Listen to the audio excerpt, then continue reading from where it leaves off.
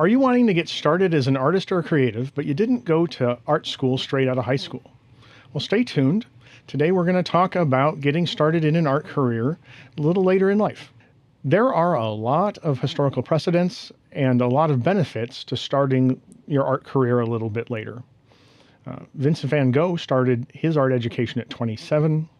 Edward Hopper, a famous American painter, didn't sell his first painting until his 30s and really didn't hit his stride professionally until his 40s. Lee Krasner got her first solo show at 41. And Carmen Herrera was 89 when she sold her first painting. So there's a lot of benefits to starting later in life in your art career. When I got out of high school, I started into a career that had nothing to do with art, despite having a lot of art training when I was in high school. It's mostly just to have income.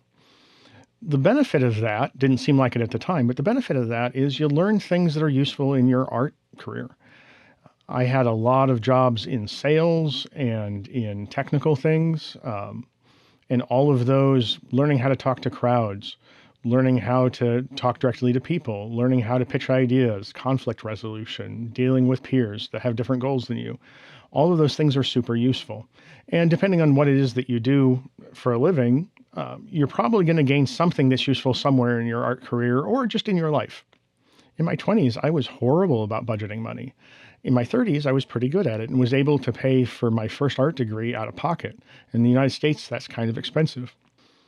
One thing that I've learned as an artist is there's very few of us that become wealthy, and being able to live on a pretty tight budget is important. And that was something that I had figured out in my mid-30s that I certainly didn't know in my early 20s. Another benefit of being a little older is most of us have stumbled into a career of some kind, and that generates income. If you're good with your money, that hopefully means you've got some free income to spend on your art career.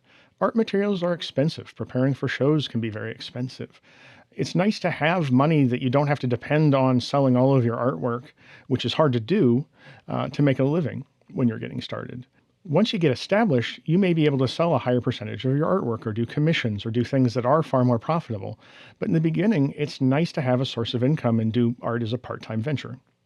Another great benefit is you've probably not abandoned art completely, hopefully not. And if you have, it's a great time to get started. But doing art as just a hobby helps you develop a style. A lot of my friends who have master's degrees talked about one of the biggest things they got out of that experience was being able to develop a recognizable style, which a lot of art educators say is super important. I've heard it said that people should be able to walk into a group show, and if they're familiar with your art, without looking at the tags, be able to tell which one's yours. When I was 18, my art was all over the place. By the time I started doing school again, my art was much more refined and had a developed style. Now that style has shifted over the years, but I was on my way to having a definitive style that looked like me. So that's an opportunity for you if you're not yet doing art professionally, just work on developing as an artist.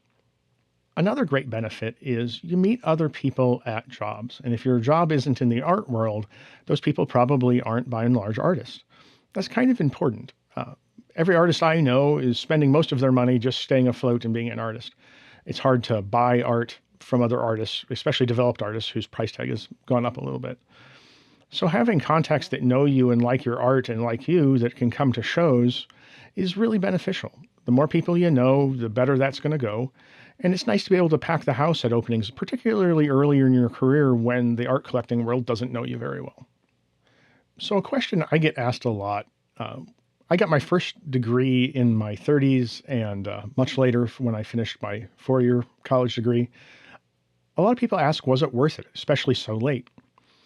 And the answer is complicated. I think art school is right for some people, not right for others. I think you can succeed without it, but it does open some doorways and does help you in some ways. So let's talk about that. First, an art degree isn't strictly necessary. There are a lot of contemporary artists that you're probably familiar with that did not have a fine art degree. Frida Kahlo, Ai Weiwei, Basquiat. Andy Warhol's degree was in graphic art or commercial art, not fine art. And these names are huge in the contemporary art world. So it's not absolutely necessary. That said, there are some great benefits to getting a degree. My favorite is structured learning. With the internet out there and great libraries, you can learn just about anything. But in my experience, teaching myself versus teaching in a good structured class, the class is going to teach me it a lot faster. So if you want to have a broad art education, you're going to get there a lot faster in school than you would teaching yourself. Another benefit is there are gatekeepers in the art world, and some of them have degrees, and some of them think that that's very important. So when you run into those obstacles or those gatekeepers, having a degree can help you get past that issue. Um, I did a solo show before I had a degree of any kind. I know a lot of people that have had success without that. And there's always going to be challenges and obstacles. Maybe your style doesn't fit what the opportunity is looking for, or maybe they just don't like your work, which is art can be subjective. So there's nothing wrong with that, and don't take it personally. But the more obstacles you can clear, probably the better for your career. And there are people that think that you do need a degree or an advanced degree to make it in the art world. Another benefit, it's kind of a multi-part benefit. Going to school as an older student is much different than going as a younger student. By the time I started my degree in my 30s, I no longer saw the teachers who were largely my age as authority figures. I saw them as collaborators and sometimes friends. As a matter of fact, I still have close friends from my first degree and a few friends from my second that were instructors at the time. It's a much different experience, and it's much easier to ask questions and get guidance and befriend people than when you're much younger than the person teaching you. And finally, if you're just getting started, you probably don't have a well-developed CV or art resume. They're the same thing. Sometimes school can be a great opportunity to show work. In my first degree, I got to show work quite a lot. In the second degree, maybe a little less, but still they were really great shows and helped flesh out my CV. At this point, that isn't that important because I've got a really long CV. But when you're getting started, it's nice to have those experiences and be able to show potential organizations that you are making art, that you are showing, that you are getting into shows. So that's a great benefit. And also, you're going to get to network with other artists and the teachers. Some of those people, not everybody that gets an art degree is successful as an artist. As a matter of fact, most probably aren't. But some of those folks that you go to school with are probably going to survive as an artist. It's nice to network. I've had other artists call when they get an opportunity that doesn't really fit their style, but might fit mine, and pass those opportunities on. And it's really great to have friends in the art world and have somebody to talk to. Art can be very solitary, so it's nice to have friends that do what you do. So now that we've talked about the positives, there are some negatives. One, if you live in an area like I do, in the United States, it's expensive to get a college degree. It's really expensive to get a master's degree. And you have to really weigh that benefit. There are no professional jobs for fine artists. You don't get out and go to work for a corporation making fine art. You kind of have to define your own path. Here in the United States, if you have a master's degree, you can teach at the college level. If you get a teaching certificate, you can teach in the K through 12 level. Aside from that, there's no 9 to 5, Monday through Friday kinds of jobs. So you have to be realistic with yourself. Is the cost that you're taking on going to be worth it in the end? Is that knowledge worth the price of admission? I know people decades away from graduating from their degree that are still paying off their student loans. And that adds to your overhead and makes it harder to be successful. The second issue, and my first degree was at a 2-year institution, and that was because they taught night classes and I was still working during the day. And strangely, some of my professors there also taught at the 4-year university I ended up attending later. Some teachers are great, some are not. Strangely, I think some of the adjunct teachers and non-tenured teachers and 2-year institution teachers were better than some of the long-term tenured teachers that I had at my 4-year university. If you're at a large enough institution that multiple people teach a single subject, it's probably worth researching who it is that's teaching your class and what people feel about them. If the teacher has a pretty universally bad reputation, you're paying for it. You're paying for that education. And I've taken classes where I learned almost nothing. Some of that I may have gone into the class with some expertise, but the teacher was just really, really terrible. And you're paying for it, and that's frustrating. That said, I've had some fantastic teachers as well at all levels and learned a lot, and some people that were terribly successful and gave me great advice. So there's a counterpoint to that. But not all teachers, even at the college level, are very good at what they do.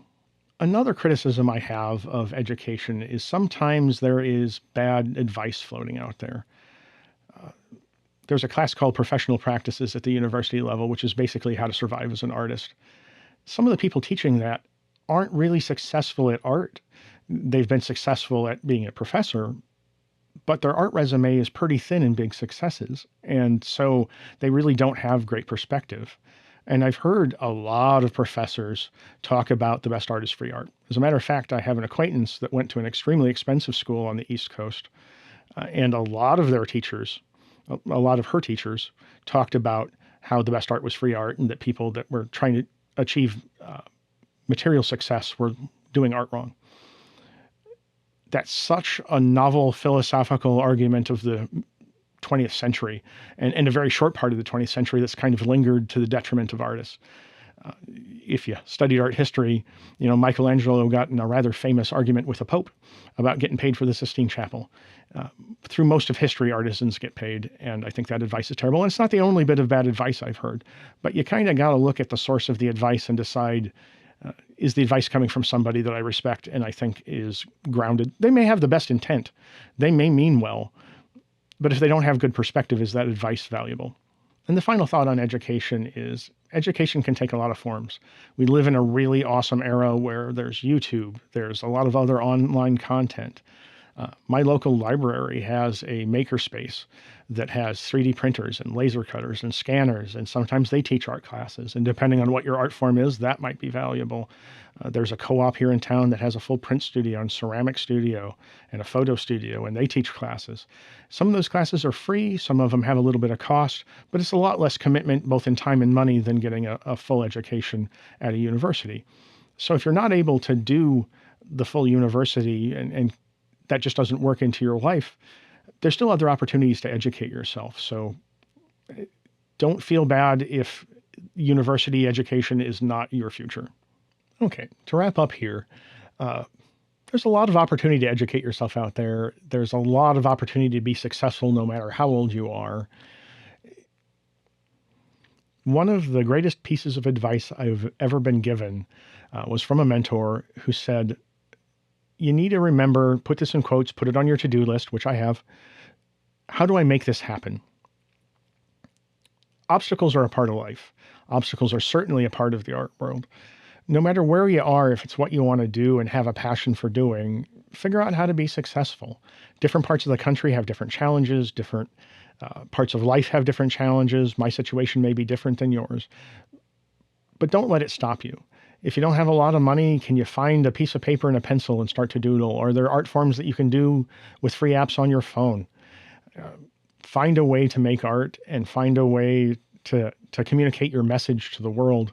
It's a great time with a lot of great opportunities, and I've really enjoyed it. And finally, a few years ago, got to make the break from working full-time outside of the art world to working full-time within it.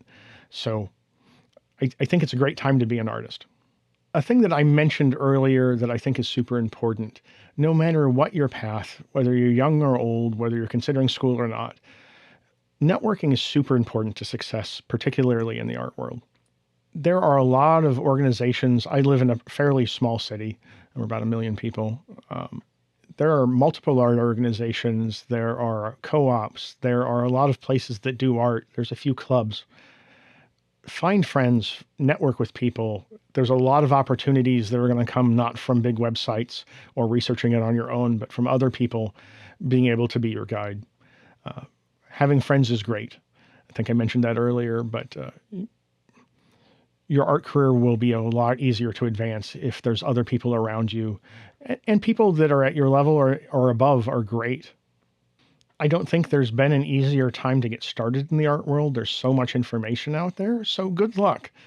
Get started, figure out how to make it happen for you. And again, my name's Jeff. I do videos on the art world, on photography, on videography, and things like this that I hope are inspirational to creatives at whatever point you are in your career. If you enjoyed this video, please like and subscribe, and we'll see you next time.